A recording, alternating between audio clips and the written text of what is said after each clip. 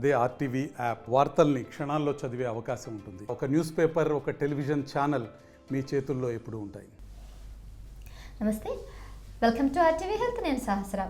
అన్ని రంగాల్లో ఏఐ దూసుకుపోతుంది, మరి వైద్య రంగంలో కూడా దూసుకుపోతుందా అంటే అవుననే కొంతమంది డాక్టర్స్ అయితే చెప్తున్నారు. ఇంకొంతమంది ఎంత ఏఐ వచ్చినా కానీ మనం చేయాల్సిన పని అది చేయలేదు, సో ఖచ్చితంగా మనం ఇచ్చిన సజెషన్తోనే ఏఐ చేస్తుందని అంటున్నారు.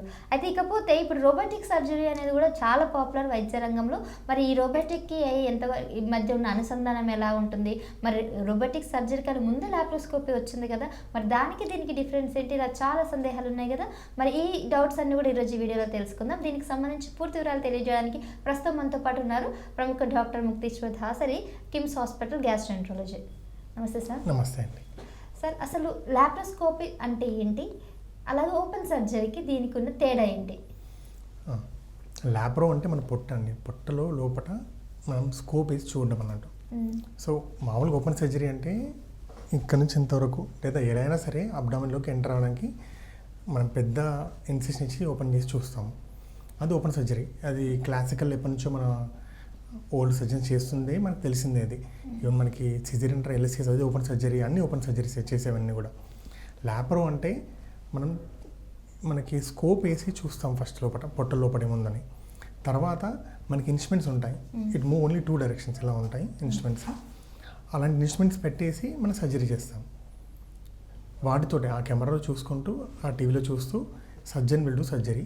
మనకు అసిస్టెంట్ ఉంటాడు కెమెరా పట్టుకొని, సర్జన్ సర్జరీ చేస్తారు. అడ్వాంటేజ్ చాలా ఉందండి. అడ్వాంటేజ్ అంటే ఆ చిన్న చిన్న స్కార్స్ ఉంటాయి.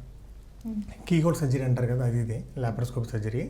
ఆ స్కార్ చిన్న ఉండడం వల్ల రికవరీ తొందరగా అయిపోతుంది. ఇప్పుడు మనకి చిన్న దెబ్బ పెద్ద దెబ్బ తగిలినట్టుగానే ఓపెన్ సర్జరీ చాలా పెద్దగా ఉంటుంది.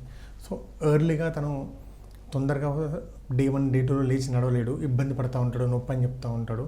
సో మామూలు గాల్బ్లాడర్ సర్జరీ అయినా కానీ ఇంటికి వెళ్ళడానికి 5-6 డేస్ పడుతుంది.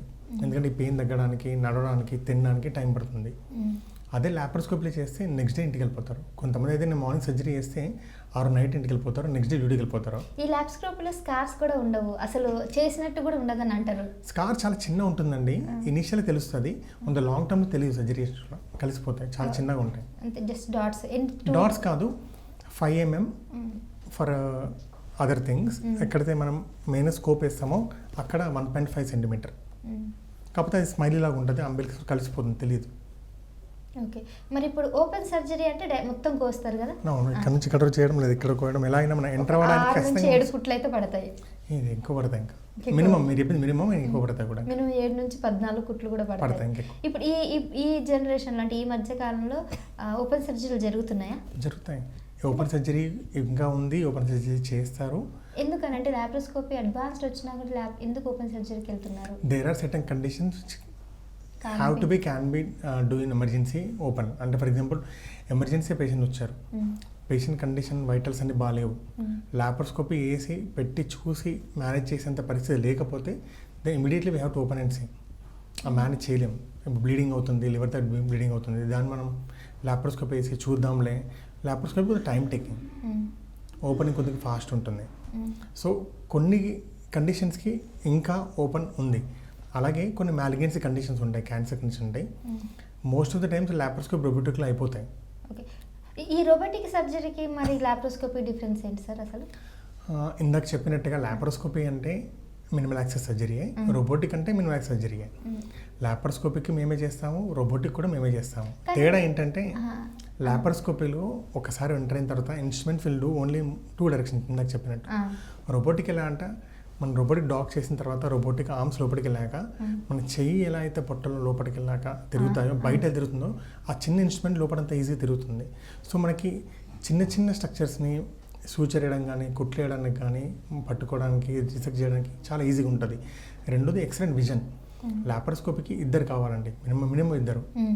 అంటే ఒక రూమ్ కెమెరా పట్టుకొని చూపెడతా ఉంటారు, నాకు ఎక్కడ కావాలో సర్జరీ చేస్తూ ఉంటా. అదే రోబోటిక్ ఏంటంటే రోబోటిక్ అసిస్టెడ్ సర్జరీ అంటారు. రోబోట్ని డాక్ చేసి వచ్చి నేను ఇలా చైర్లో కూర్చుంటాను, నా స్క్రీన్ ఉంటుంది, ఇన్స్ట్రుమెంట్ ఉంది. నేను ఇక్కడ ఏం చేస్తానో లోపల రోబోట్ ఇన్స్ట్రుమెంట్స్ అలా తిరుగుతాయి. So I will do. Camera కూడా నా కంట్రోల్లో ఉంటుంది. నాకు ఏం కావాలో నేను చూసుకుంటాను, ఎంత జూమ్ కావాలో జూమ్ చేసుకొని చేసేసి సర్జరీ చేస్తాను. So everything under my control. But ఒక పర్సన్ ఉంటే సరిపోతుంది, నో కెమెరా. అంటే ఎలాగో సిస్టర్ ఉంటుంది ఫర్ ఇన్స్ట్రుమెంట్ చేంజెస్కి, కాకపోతే నాకు కెమెరామెన్కి ఎవరు అవసరం లేదు. కెమెరా నా చేతిలో ఉంటుంది, నాకు కావాల్సిన డైరెక్షన్ చూసుకోవచ్చు, నాకు సర్జరీ చేసుకోవచ్చు. ఓకే. సో పక్కన స్క్రీన్ ఉంటుంది, స్క్రీన్ ముందే ఉంటుంది, స్క్రీన్ చూసుకుంటూ మీరు ఇక్కడ అప్పుడు టేబుల్ మీద అంటే టేబుల్ మీద కానీ అలా చేస్తారు? టేబుల్ కాదండి, దాన్ని సర్జన్ కన్సోల్ అంటారు. సర్జన్ కార్ట్లో కూర్చొని చేస్తూ ఉంటాం మేము. సో ఎగ్జాక్ట్గా మీకు అక్కడ ఇమేజ్ అంటే అన్ని మొత్తం ఇప్పుడు లాప్రోస్కోప్లో ఏంటి, మన స్కోప్ వేసాక మన ముందు టీవీ ఉంటుంది, అలా చూసుకుంటూ చేస్తూ ఉంటాం.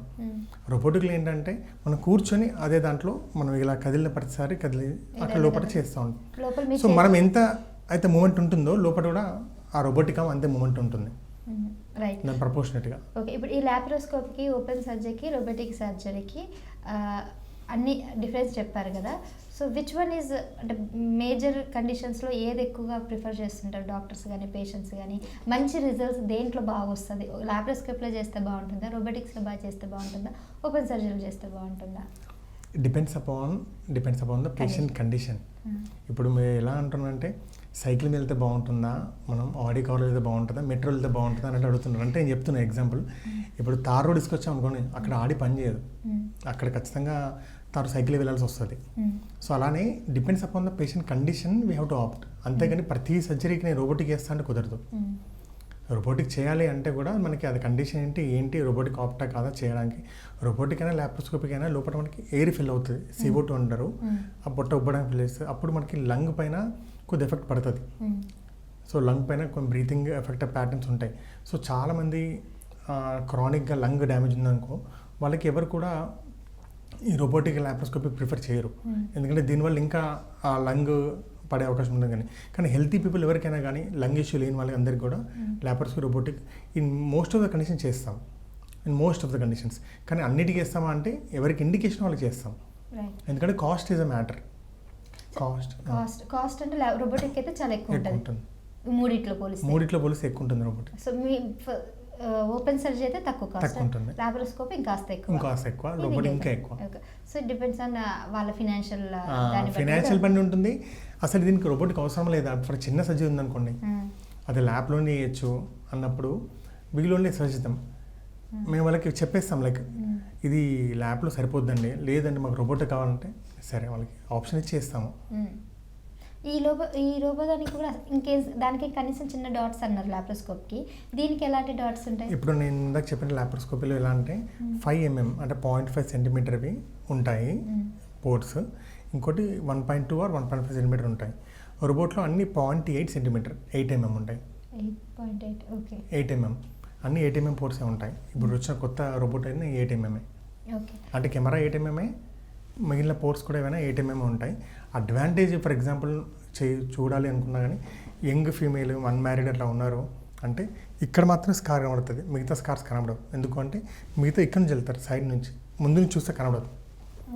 అదే లాప్రోస్కోప్ అయితే ముందు నుంచి కనబడతాయి. రోబోటిక్ అయితే లోపలికి వెళ్ళి ఆ తర్వాత కట్ చేస్తారు. లేదు ఇక్కడ ఈ స్కార్ కనబడతాయి ముందు నుంచి చూస్తే, మిగతా పక్కన ఉంటాయి, అంటే స్ట్రైట్ చూస్తే బాడీలో కనబడకపోవచ్చు, సైడ్కి ఉంటాయి కాబట్టి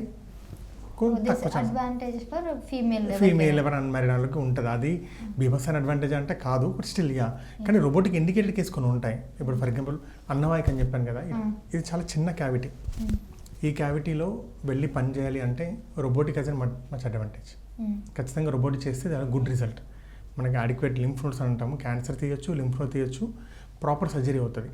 అలాగే కింద రెక్టమ్ అని ఉంటుంది, మనకి పెద్ద పేగులలో కోలాన్ రెక్టమ్ అని ఉంటుంది. రెక్టమ్ అంటే మన వాష్రూమ్ వెళ్ళే దారి, అక్కడ మన క్యాన్సర్ వచ్చినా కానీ రోబోటిక్తో చేస్తే అక్కడ చిన్న స్పేస్ ఉంటుందండి, చుట్టుపక్కలన్నీ బొక్కలు ఉంటాయి, బోన్స్ ఉన్నాయి కదా పెల్విస్ అంటారు.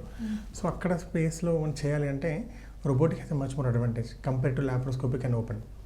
ఎందుకంటే ప్రతి చిన్న స్పేస్ని చూడొచ్చు, మనం డిసెక్ట్ చేయొచ్చు, మా డిసెక్షన్ కానీ విజన్ కానీ క్లారిటీ కానీ బాగుంటుంది రోబోటిక్ తోటి.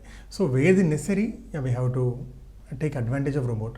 కానీ అన్నిట్లో not good idea. Not good suggestion for robotic. And రెండోది కూడా ఆఫ్టర్ సర్జరీ తర్వాత రికవరీ చాలా స్పీడ్ అప్ అంటే వీటిలో ఉంటుంది laparoscopy and laparoscopy and robotic both have good recovery. దానికి మాత్రం కనీసం 1 month బెడ్ రెస్ట్ అయితే ఉంటుంది. 1 month అని కాదని డిపెండ్స్ అపాన్ ద కొంతమంది ఓపెన్ చేశాక వాళ్ళు 1 week 10 days వెళ్ళిపోతాం హాస్పిటల్ వెళ్తారు చేస్తూ ఉంటారు. అన్ని డేస్ రెస్ట్ మేము చెప్పాము. కాకపోతే ఓపెన్ చేసినప్పుడు ఏంటంటే దర్ ఇస్ ఛాన్స్ దట్ అది సరే హీల్ అవ్వకపోవడం, హీల్ డిలే అవ్వడం, ఇన్ఫెక్షన్ రావడం ఇలా ఉంటే మాత్రం మీరు అన్నట్టు 1 month పడుతుంది ఈజీగా. అదే ఓపెన్కి లాప్రోస్కోపిక్ అయితే అంత ఉండదండి. After 3-4 days depends upon the surgery. Even major surgery చేసినా కానీ they will go home early. Right doctor, thank you, చాలా విషయాలు తెలియజేశారు. సో చూసారు కదండి, రోబోటిక్ సర్జరీ కానీ లాప్రోస్కోపీ కానీ లేదంటే ఓపెన్ సర్జరీలో ఉన్న డిఫరెన్సెస్ అంతా అర్థమయ్యాయి కదా. సో ఇంకా ఇందులో మీకు ఏమైనా ఇంకా డౌట్స్ అనిపిస్తే just below comment in the below section. So next time సార్ని అడిగి ఇంకా డీటెయిల్స్ అన్ని కూడా తెలుసుకుందాం. Thank you sir. తెలుగులో ఫాస్టెస్ట్ న్యూస్ యాప్ ఇప్పుడు కొత్త అవతారంలో 5 సెకండ్లోనే పూర్తి వార్తా సమాచారం మీ చేతిలో. సోషల్ మీడియా ట్రెండ్స్ మీ కళ్ళ ముందుకే live TV and voice search ఆప్షన్స్తో ఇప్పుడే డౌన్లోడ్ చేయండి. యాప్ లింక్ డిస్క్రిప్షన్లో ఉంది.